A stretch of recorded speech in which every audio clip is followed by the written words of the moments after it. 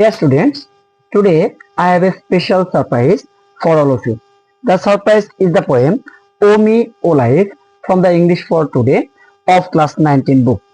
This poem is written by Walt Whitman. Today I will try my best to make a beautiful meaning and summary of this poem. So let's start. প্রিয় শিক্ষার্থীবৃন্দ, দশম শ্রেণীর English প্রথম পত্র বই থেকে unit 1 এর lesson 6 একটা কবিতা দেওয়া আছে। কবিতাটির নাম হচ্ছে ও মি ও লাইফ, যেটা লিখেছে ওয়াল্ট হুইটম্যান। আজকে এই কবিতাটার মোটামুটি আমি একটা অর্থ বের করব এবং একটা সামারি করার চেষ্টা করব। তার পূর্বে আমি সকল শিক্ষার্থী, সকল শুভাকাঙ্ক্ষী এবং সকল ভিউয়ার্সকে অনুরোধ করতে চাই, আমার নতুন চ্যানেলটি যাতে তাড়াতাড়ি সফলতা পায় সেজন্য আপনারা বেশি বেশি সাবস্ক্রাইব করবেন, লাইকস দিবেন এবং কমেন্ট দিবেন। Okay, let's come back to the point. আমি এই কবিতা শুরু করার পূর্বে আমি একটা কথা বলে নিতে চাচ্ছি।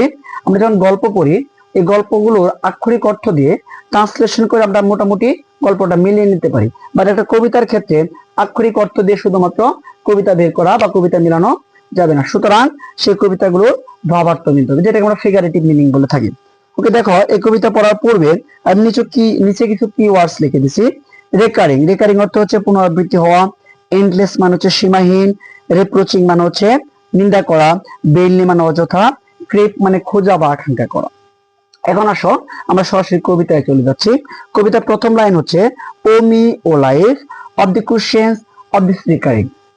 এই লাইনটার মানে দাঁড়ায় ও আমি, ও আমার জীবন, of the questions of this recurring, এই প্রশ্নগুলো বারবার পুনরাবৃত্তি হয়। তার মানে নেরেটর বা কবির জীবনে যে প্রশ্নগুলো বারবার পুনরাবৃত্তি হয় সেই প্রশ্নগুলোর কথা কবিতার পরবর্তী লাইনগুলোতে উল্লেখ করেছেন। দেখো দ্বিতীয় লাইনে বলেছে সে কোন কোন প্রশ্নগুলো তার জীবনে বারবার পুনরাবৃত্তি হচ্ছে। Of the endless trains of ফেথলেস, ফেথলেস মানে বিশ্বাসহীন, এন্ডলেস মানে সীমাহীন, আর ট্রেন মানে হচ্ছে সারি।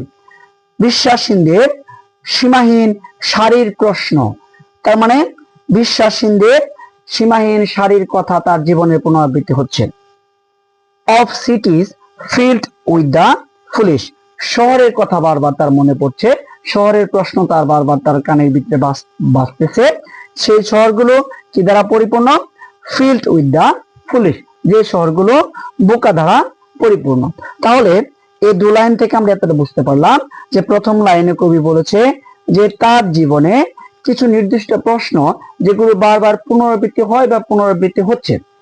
এখন দ্বিতীয় লাইনে সেই কোশ্চেন গুলোর পুনরাবৃত্তির একটা উল্লেখ করেছে যে বিশ্বাসহীন মানুষ তার জীবনে, তার বিশ্বাসহীন মানুষগুলোর প্রশ্ন তার জীবনে বারবার উল্লেখ হচ্ছে। এবং এই যে শহরগুলো রয়েছে সেই শহরগুলোর কথা সে বলেছে যে শহরগুলোতে বোকায় পরিপূর্ণ, বোকার বসবাসে পরিপূর্ণ। তৃতীয় লাইনে কি বলেছে দেখো, of myself forever reproaching myself, সে নিজের কথা বলছে যে আমার নিজের কথা, আমার নিজের প্রশ্ন বারবার আমার জীবনে আসে। For ever reproaching my self, যেখানে আমি নিজেই সারা জীবন আমাকে নিন্দা করে এসেছি। কেন নিন্দা করেছে দেখো, ফর কারণ, হো মোর ফুলিশ দেন আই, আমার চেয়ে কে বেশি বোকা, এন্ড হো মোর ফেথলেস, আমার চেয়ে কে বেশি বিশ্বাসী। অফ আইস, সে আরো বলেছে তার ভিতরে আরো তার জীবনে আরো এই প্রশ্নগুলো বারবার পুনরাবৃত্তি হচ্ছে। সেগুলো হচ্ছে of eyes that vainly crave the light, সে সমস্ত চোখগুলোর কথা যেগুলো বেইনলি ক্রেভ দ্য লাইট, অযথা আলো খোঁজে। Of the objects mean, object মানে বস্তু, মিন মানে নগণ্য তুচ্ছ জিনিস বোঝানো হচ্ছে, যেগুলো কি করে তুচ্ছ জিনিস অন্বেষণ করে বা খুঁজে।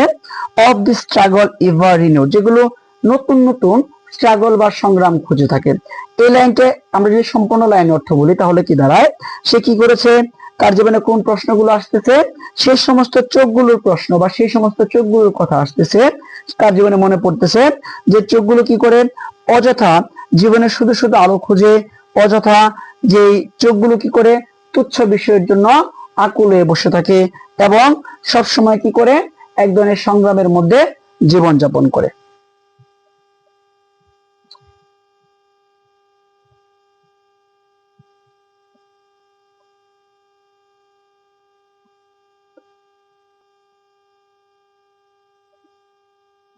শিক্ষার্থীরা, পরবর্তী সেন্টেন্স আমরা লক্ষ্য করি। পরবর্তী সেন্টেন্সগুলো লক্ষ্য করার পূর্বে আমি নিচে আরো কিছু কিওয়ার্ডস লিখে দিচ্ছি, সেগুলো কাইন্ডলি লক্ষ্য করো এবং সেগুলো খাতায় নোট করে নাও। প্লডিং, প্লডিং মানে হচ্ছে নোংরা। শর্ডিড, শর্ডিড মানে হচ্ছে ধীরগতি সম্পন্ন। ইন্টারওয়াইন্ড মানে হচ্ছে জড়িত। এক্সিস্ট মানে হচ্ছে বিদ্যমান। বার্ডস মানে হচ্ছে চরণ, কবিতার লাইন যেটাকে আমরা বলি, কবিতার পংক্তি যেটাকে বলি আমরা। এখন দেখো এই লাইনটাতে সে কি বলেছে, of the poor results of all of the plodding and sordid crowds I see around me. এখান থেকে শুরু করে এ পর্যন্ত এক লাইন। যেহেতু আমার প্রজেক্টর নেই, আমি বোর্ডে লিখে লিখে পড়াচ্ছি, সুতরাং আমাকে এইভাবে ভেঙে ভেঙে ভেঙে ভেঙে পড়াতে হচ্ছে।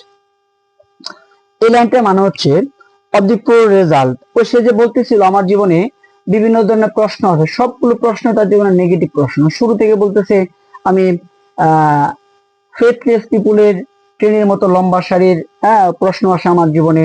আমার জীবনে সেই সমস্ত শহরের প্রশ্ন আসে, সেই সমস্ত শহরের জীবনের কথা আসে যেখানে শুধুমাত্র বুকারা বসবাস করে। তার নিজের কথা বলতেছিল, সে নিজে নিজেকে প্রতি ঘৃণা করে, নিন্দা করে।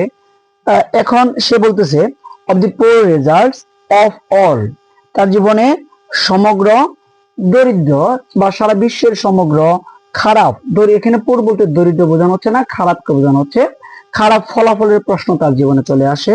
Of the plodding and sordid crowds, তার জীবনে কার প্রশ্ন চলে আসে, নোংরা এবং দীর্ঘতি সম্পন্ন ক্রাউডস, মানুষ বা ভিড়ের প্রশ্ন চলে আসে।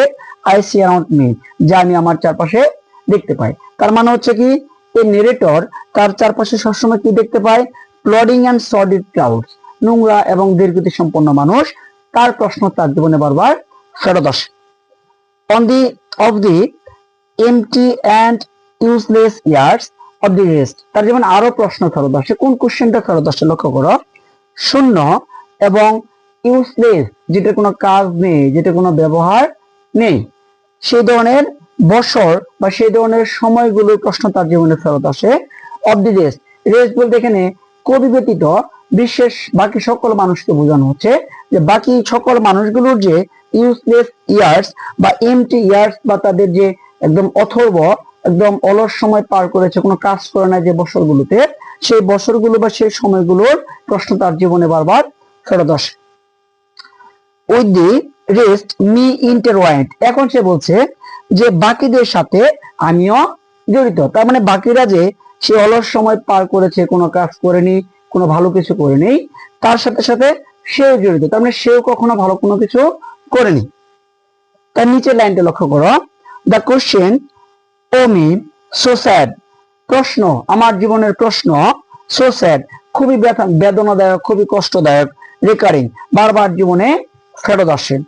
হোয়াট গুড এমিড দিস, এগুলোর মধ্যে ভালো কি। এই যে বললো, আমি এখানে 3টে লাইন রয়েছে, এর আগে 4টে লাইন আলোচনা করলাম, যে সমগ্র তার জীবনে শুধু হতাশার কথা বললো। তার মানে এই 4টে বা 5টা বা 6টা লাইনে তার জীবনের হতাশার কথা বললো। তার চারপাশে ভালো মানুষ সে দেখতে পায় না, তার চারপাশে কর্মঠ মানুষ দেখতে পায় না, তার সবসময় প্লডিং অ্যান্ড শর্টেড ক্রাউড দেখতে পায়। এই সবকিছুর মধ্যে সে এখন নিজেকে প্রশ্ন করতেছে যে হোয়াট গুড এমিড দিস, এগুলোর মধ্যে এত নেতিবাচক বা এত নেতিবাচক খারাপ জিনিসগুলোর মধ্যে ভালো জিনিসটা কি। ও মি ও লাইফ, হাই আমি, হাই আমার জীবন। এখন সে নিজে লাগছে আনসার, তার মানে সে প্রশ্ন করছে, সে নিজে উত্তর দিয়ে দিছে। সে কি প্রশ্নটা করলো, যে এত খারাপ কিছুর মধ্যে, এত একদম অযথা একদম নেতিবাচক জিনিসের মধ্যে ভালো জিনিসটা কি। That you're here, that right exist and identity. এখন সে বলতেছে দ্যাট ইউর হেয়ার, তুমি যে পৃথিবীতে আসো, এখানে হেয়ার বলতে সে পৃথিবীকে বোঝানো হচ্ছে। তুমি যে এখানে আসো, তুমি যে পৃথিবীতে আসো, দ্যাট লাইফ এক্সিস্ট, তোমার জীবন যে এখনো বিদ্যমান রয়েছে, অ্যান্ড আইডেন্টিটি, এবং তোমার যে একটা পরিচয় রয়েছে, এটা এগুলোর মধ্যে ভালো জিনিস। তার মানে এত খারাপ জিনিসের মধ্যে তোমাকে একটা জিনিসের জন্য হলো তোমাকে গ্রেটফুল হতে হবে। সে গ্রেটফুল, তুমি গ্রেটফুলনেস এর কারণটা কি, তুমি কি পৃথিবীতে এখন পর্যন্ত জীবিত রয়েছো, এখন পর্যন্ত তোমার জীবন রয়েছে, এখন পর্যন্ত তোমার পরিচয় রয়েছে। এই লাইনটা দ্বারা মূলত কবি বা নেরেটর আমাদের জীবনের আশা আকাঙ্ক্ষা বোঝানো হচ্ছে। আমরা এই লাইনগুলো দেখলাম সেই কবি বা নেরেটর হতাশ, এখন সে কি বলতেছে, আশার বাণী শোনাচ্ছে আমাদের যে আমরা জীবনে হতাশ হব না, আমরা জীবনে এত খারাপ জিনিসগুলোর মধ্যে একটা জিনিস ন্যূনতম ভালো আছে, আমরা পৃথিবীতে জীবিত রয়েছে, আমার নিজস্ব যাদের একটা করে পরিচয় রয়েছে। এই লাইনটা আসলে হোপ কে বোঝানো হচ্ছে, আমাদের জীবন সম্পর্কে হোপ কে বোঝানো হচ্ছে।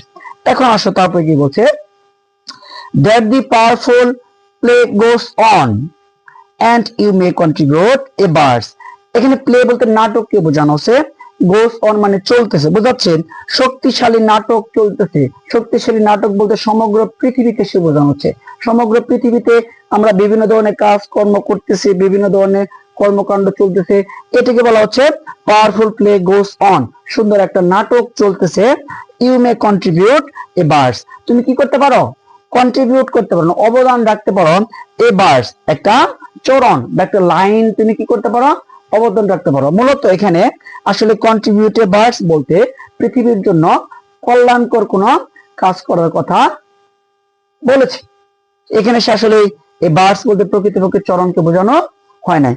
এই লাইনটা দ্বারা আসলে কবি কি বোঝানোর চেষ্টা করেছে, এই লাইনটা দ্বারা কবি বোঝানোর চেষ্টা করেছে যে পৃথিবীতে বা পৃথিবীর প্রতি আমাদের দায়িত্ব এবং আমাদের এই পৃথিবীতে থাকার মেন পারপাসটা কি, মেন গোলটা কি, সেই মেন গোলটা হচ্ছে যে কি করব, আমরা আমরা কন্ট্রিবিউট করব মিনিমাম এ ভার্স, সর্বনিম্ন হলেও আমরা অল্পটুকু আমাদের জায়গা থেকে আমরা কি করব, পৃথিবীতে আমরা অবদান করব, পৃথিবীর জন্য ওয়েলফেয়ার করব, we will do the welfare for the whole country, আমরা সমগ্র বিশ্বের জন্য কল্যাণমূলক কাজ করব। এটি কবি এখানে বোঝানোর চেষ্টা করেছে। এই কবিতাটা ছোট একটা কবিতা, বাট এর ভিতরে একটা বিশাল ডিপ একটা মিনিং রয়েছে।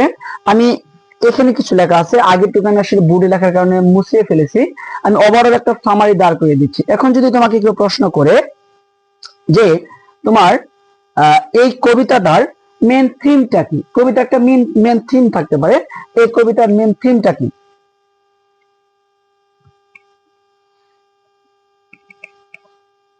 তুমি এক কথায় লিখতে পারো যে কবিতার মেন থিমটা কি, তুমি লিখতে পারো the theme of this poem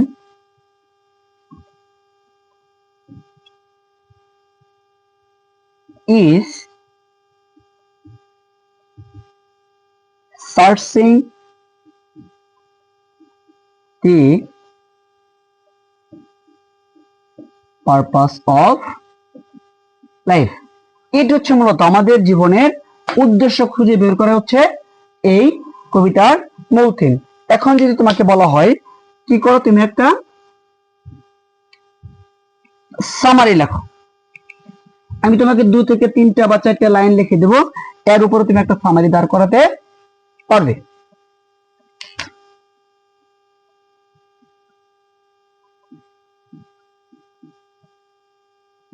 The narrator is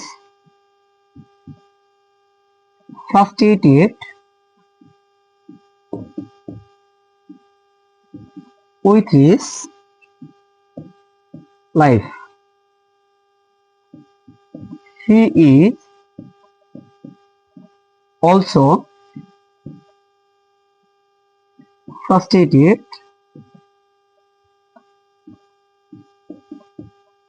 with the whole world.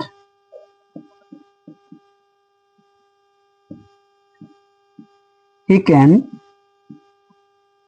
see nothing positive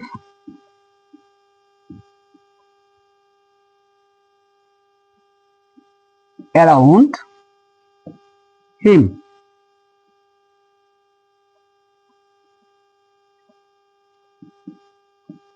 but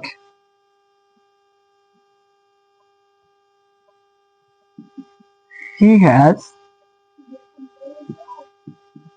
also found a positive faith. We are alive in the earth. He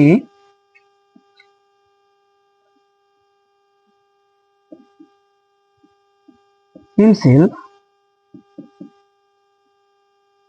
is little bit satisfied only for this reason.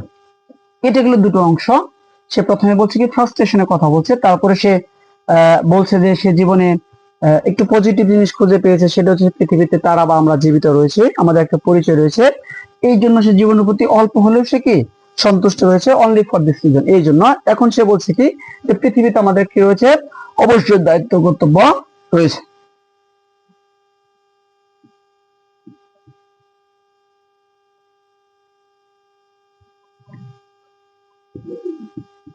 He also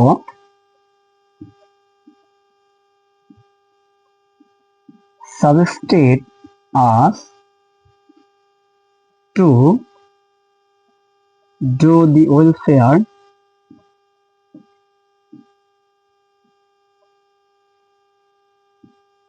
for the world.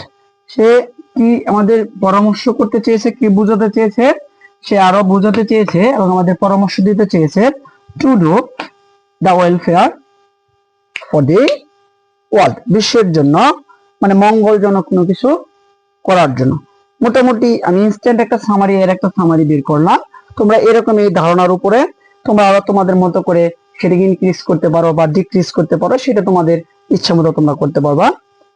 আজকের এই আলাপ আলোচনা থেকে আমি বিশ্বাস করি তোমরা উপকৃত হবা, এবং এই আলাপ আলোচনা যদি ভালো লাগে অবশ্যই তোমরা পরবর্তীতে আমাকে সাপোর্ট দিবে এবং আমার সাথে থাকবে।